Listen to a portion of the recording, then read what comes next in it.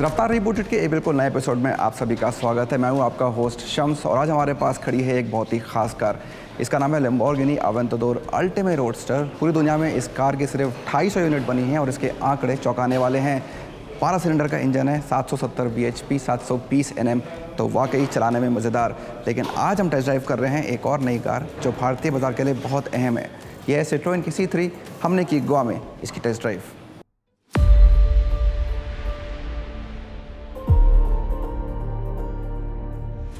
मिलिए सिट्रोएन की नई C3 से।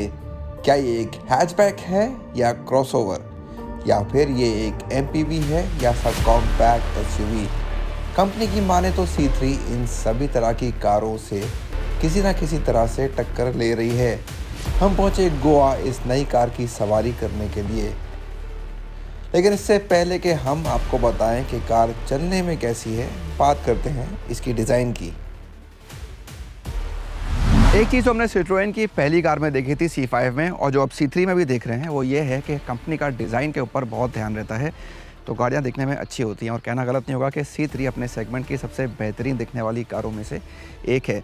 एक और चीज़ जो अहम है वो ये है कि इसमें एक आपको SUV का लुक देने की कोशिश की गई है। तो ग्राउंड क्लियरेंस हो या और SUV ट्रेड्स हो, व्हील्स पे क्लैडिंग हो या आगे स्किड प्लेट्स हो या क्रोम का इस्तेमाल हो, कई चीज़ें आपको इशारा करती हैं कि आपको एक SUV की तरह दिखने वाली कार दी गई है। हालांकि कंपनी ये नहीं कह रही है, कंपनी के लिए एक प्रीमियम हैच ही है।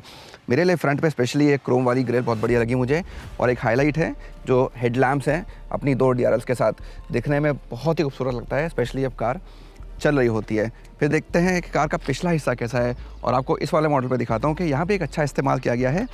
रंगों के साथ बहुत अच्छी तरह से खेला गया है कार में। तो कहीं कहीं जगह ये ऑरेंज एक्सेंट्स जो दिए गए हैं यहाँ पर भी है, या साइड में भी है, या जब आप टेल लैम्प्स देखें इसके अंदर सिट्रोएन लिखा भी हुआ है। सब कुछ दिखने में बहुत अच्छा लगता है। एक बार फिर कोशिश की गई है, अच्छी कोशिश की गई है आपको एक सुंदर दिखने वाली कार देने की। फिर हम आते हैं कार के साइड में। आपको C3 में मिलते हैं 15 इंच के पहिए, जो कार की साइज़ के साथ बढ़िया सटीक फिट बैठते हैं। एक साइज़ छोटे होते तो शायद इतना अच्छा नहीं लगता, इस कार पे तो 15 इंच के लगे हुए हैं। ग्राउंड क्लियरेंस की मैंने बात करी, ग्राउंड क्लियरेंस काफ़ी अच्छा है, रंगों का इस्तेमाल वो भी बढ़िया है।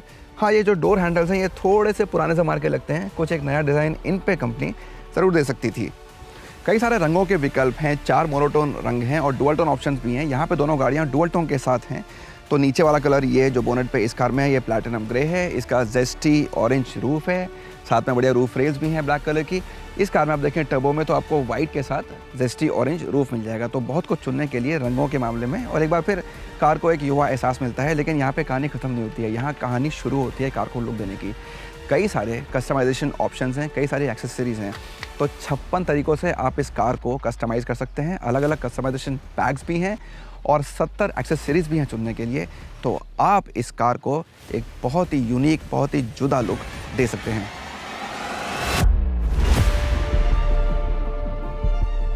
कार की लंबाई 3981 मिलीमीटर है, जबकि इसकी चौड़ाई है 1733 मिलीमीटर। 1604 मिलीमीटर के कद के साथ ये खासी ऊंची भी है, जबकि इसका व्हील बेस है 2540 मिलीमीटर, जो कुछ सब कॉम्पैक्ट SUV से भी ज़्यादा है। C3 कंपनी के स्मार्ट कार्स प्लेटफॉर्म पे बनने वाली पहली कार है। इसी प्लेटफॉर्म पे आने वाले सालों में और कार्स भी बनेंगी, जिसमें एक इलेक्ट्रिक भी शामिल होगी जो अगले साल लॉन्च की जाएगी। तो इस प्लेटफॉर्म की कई सारी कार्स आपको देखने को मिलेंगी अगले कुछ सालों में। फिलहाल बात C3 की, एक वॉल्यूम्स कार है। कंपनी की उम्मीद है आंकड़े काफ़ी अच्छे हों और इसलिए कंपनी ने इसको 2 इंजन ऑप्शंस के साथ लॉन्च किया है। एक है 1.2 लीटर नेचुरली एस्पिरेटेड, दूसरा है 1.2 लीटर टर्बो। ज़्यादा ताकतवर है, ज़्यादा दमदार है। आज हम ड्राइव कर रहे हैं इन दोनों की, आपको बताने के लिए कि आपके लिए ज़्यादा सटीक कौन सा रहेगा।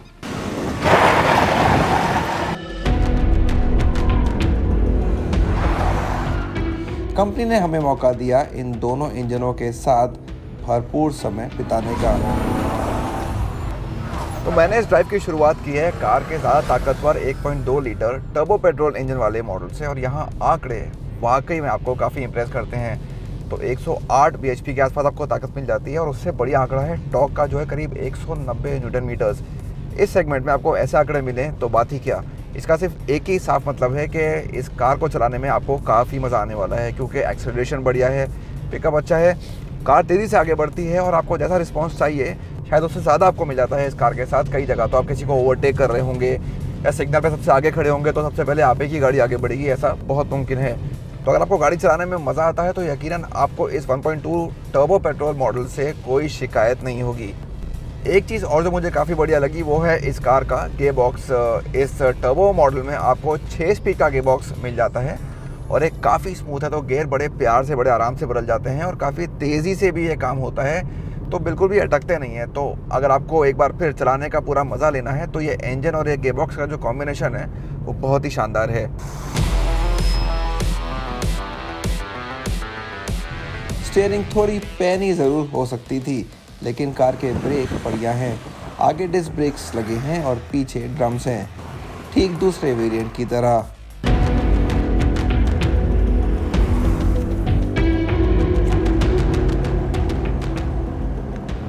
C5 की तरह आपको C3 में कंपनी का लोकप्रिय हाइड्रोलिक कुशन तो नहीं मिलेगा, लेकिन सस्पेंशन की ट्यूनिंग बढ़िया है।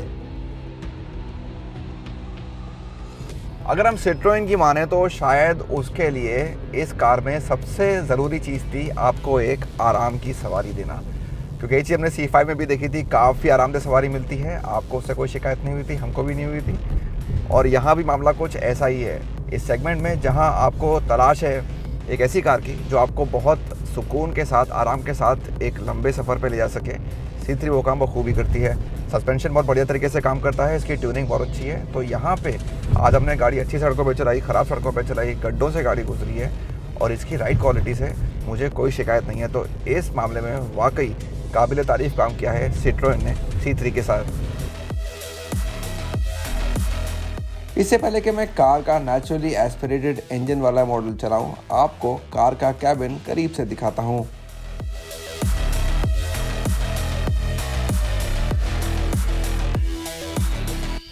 C3 के कैबिन में कहना होगा कि एक बार फिर आपको एक बढ़िया डिज़ाइन देने की कोशिश की गई है।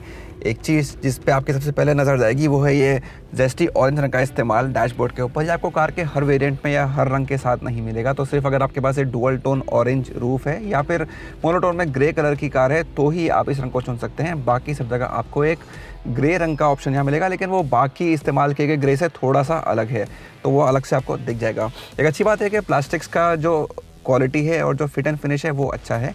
जो आप इस सेगमेंट में उम्मीद करते हैं या आपको लगता है मिलेगा, उससे थोड़ा सा बेहतर है, तो वो एक अच्छी बात है सिट्रोइन के इस C3 के कैबिन में।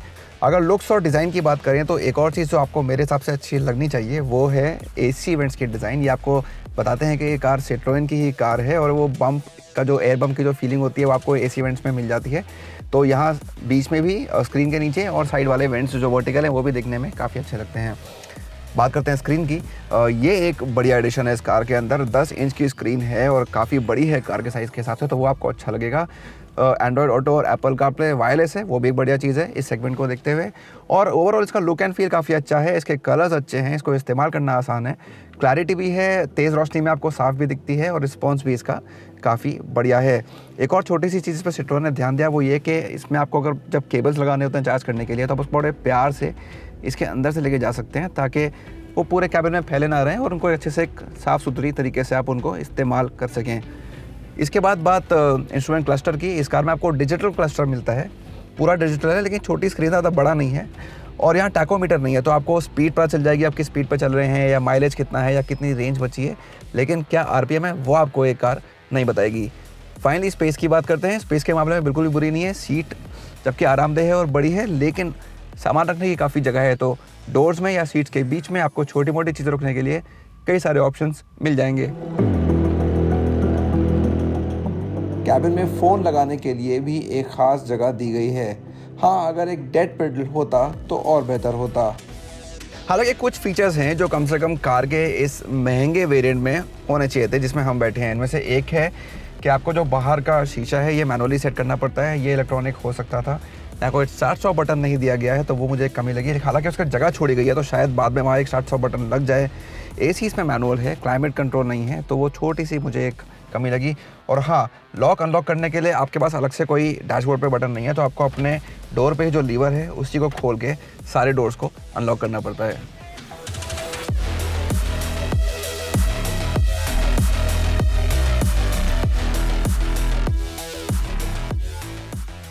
सेकेंड रो में मुझे इस सेगमेंट को देखते हुए C3 के स्पेस से कुछ खास शिकायत नहीं है। ये देखिए, नी रूम है तो काफ़ी जगह है मेरी और फ्रंट सीट के बीच में। हेडरूम भी अच्छा है क्योंकि गाड़ी थोड़ी ऊंची है, टॉल है और ओवरऑल एक अच्छा फील होता है यहाँ बैठने में। हाँ, अगर 3 लोग एक साथ बैठ जाएं तो शायद कुछ उन्हें परेशानी हो सकती है। 2 लोगों के लिए तो यहाँ काफ़ी आराम है क्योंकि ये वाली सीट जो है ये काफ़ी चौड़ी भी है, तो ये भी एक अच्छी बात लगी मुझे।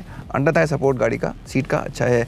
सीट का रिक्लाइन एंगल भी अच्छा है, लेकिन एक कमी ये लगी कि क्योंकि हेडरेस्ट ऊपर तक नहीं आते हैं, तो अगर आप मेरी तरह लंबे हैं तो ये वाले हेडरेस्ट आपके किसी काम के नहीं होंगे। यहाँ बीच में कुछ फीचर्स दिए गए हैं। 2 USB चार्जिंग पॉइंट्स दिए गए हैं, दोनों A टाइप हैं। और जो पीछे के पावर विंडो के स्विचेस हैं वो यहाँ 2 अगली सीटों के बीच में दिए गए हैं, तो इसको यूज़ टू होने में आपको शायद कुछ टाइम लग सकता है। एक और चीज़ जो यहाँ नहीं है वो है सेंटर आर्मरेस्ट, तो वो अगर कंपनी देती तो कुछ बेहतर होता। और हाँ, AC वेंट्स भी आपको पिछली रो में नहीं मिलेंगे।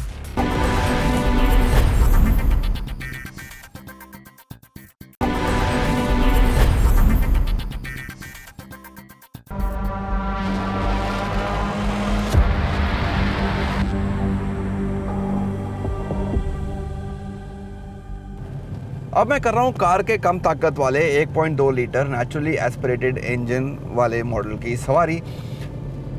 यहाँ पे आपको आंकड़े तो कम लगेंगे ही, लेकिन तब जब आप इसकी कंपैरिजन टर्बो से करेंगे। तो मैंने इससे पहले टर्बो चलाई, मुझे जितना मज़ा वहाँ आया शायद उतना मज़ा यहाँ पे नहीं आ रहा है। लेकिन अगर आप इसको टर्बो से कंपेयर ना करें तो इसके आंकड़े काफ़ी हैं, पर्याप्त हैं। खासतौर पर जब ज़्यादातर टाइम आप इस कार के साथ शहर के अंदर ही बिताने वाले हैं, तो वहाँ आपको इसकी ताकत और इसके टॉर्क खासतौर से बिल्कुल भी निराश नहीं करेंगे। स्पेशली अगर मैं टॉर्क की बात करूँ तो कई बार ऐसा हुआ कि कम रफ्तार पे गाड़ी ऊंचे गियर में चली, लेकिन तब भी कोई प्रॉब्लम नहीं हुई, आराम से चलती रही, मुझे निचले गियर में आने की ज़रूरत नहीं पड़ी। तो उससे गाड़ी के माइलेज में भी फ़ायदा मिलता है। एक अच्छी बात यह है कि राइड क्वालिटी जितनी आरामदेह वहाँ थी टर्बो में, उतनी ही आरामदेह यहाँ पे है, तो उससे आपको इस वाले मॉडल पे कोई शिकायत नहीं होगी। एक अहम फ़र्क ये है कि वहाँ पे 6 स्पीड का गियर बॉक्स था, यहाँ पे 5 स्पीड का गियर बॉक्स है, तो एक गियर कम है। लेकिन एक और फ़र्क मुझे जो लगा वो ये है कि वहाँ पे गियर बॉक्स काफ़ी स्मूथ था, बहुत प्यार से बहुत आराम से गियर बदल जाते हैं। यहाँ पे हल्की सी अड़चन लगती है गियर बदलने में, तो वो चीज़ आपको शायद थोड़ी सी खटके इस वाले मॉडल पे। नेचुरली एस्पिरेटेड इंजन भी 1.2 लीटर का 3 सिलेंडर यूनिट है। भले ही टर्बो के मुकाबले इसके आंकड़े हल्के हों, लेकिन मुकाबले में खड़ी कारों को ये मात दे सकता है। यहाँ एक 5 स्पीड का मैनुअल गियरबॉक्स है। इस तरह के सेगमेंट में ग्राहकों को बढ़िया माइलेज की तलाश रहती है और आंकड़े आपको खुश ही करेंगे। इस टर्बो पेट्रोल मॉडल में एक अच्छी बात यह है कि इसका माइलेज दूसरे इंजन के तकरीबन बराबर ही है। तो अगर आपको लगेगा कि ज़्यादा ताकत की वजह से आपको माइलेज कम मिलेगा, तो ऐसा नहीं है, बहुत मामूली फ़र्क है। तो दोनों का माइलेज करीब 19.5 किलोमीटर प्रति लीटर है। वहाँ 19.8 मिलता है और यहाँ 19.4 मिलता है, बस यही मामूली फ़र्क है। तो माइलेज वैसे तो अच्छा है ही, लेकिन और अच्छी बात यह है कि दोनों मॉडल्स में तकरीबन बराबर है। एक नज़र डालते हैं मुकाबले में खड़ी कारों के माइलेज पर।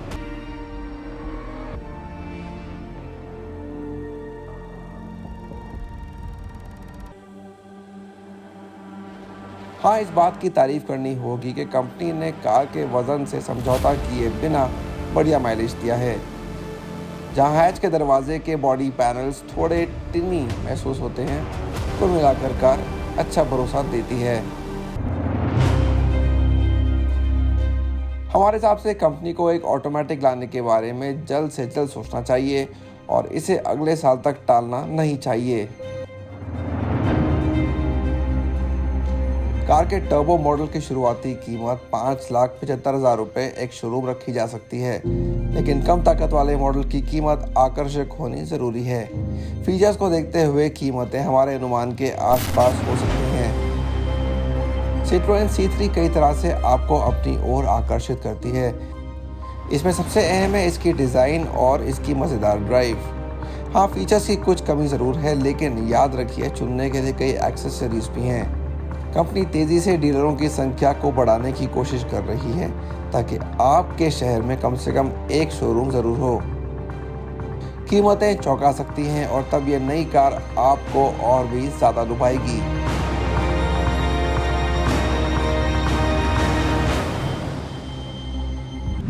लैम्बोर्गिनी अवेंटडोर अल्टीमेट रोडस्टर कंपनी की आखिरी पेट्रोल इंजन वाली 12 सिलेंडर की कार है। इसके बाद जो गाड़ी आएंगी वो प्लग इन हाइब्रिड मॉडल्स होंगे 12 सिलेंडर, लेकिन आपको ये वाली फील, इस तरह का एहसास उस कार में शायद ना मिले। तो आज के शो में बस इतना ही। कैसे लगी आपको हमारी सिट्रोएन C3 की ड्राइव, और क्या कहना है आपका इस नई सुपर कार के बारे में, हमें ज़रूर बताइए। ट्विटर पे हमारा हैंडल है कार एंड बाइक हिंदी। हमको आपके जवाब का इंतज़ार रहेगा। अगले हफ्ते आपसे फिर होगी मुलाकात कुछ और नई कार्स और बाइक्स के साथ। तब तक अपना ध्यान रखिए, सड़क पर बिल्कुल सेफ रहिए। कार में बैठे हो तो सीट बेल्ट ज़रूर पहनिए और बाइक और स्कूटर पर हेलमेट पहनना बिल्कुल ना भूलिए। नमस्कार।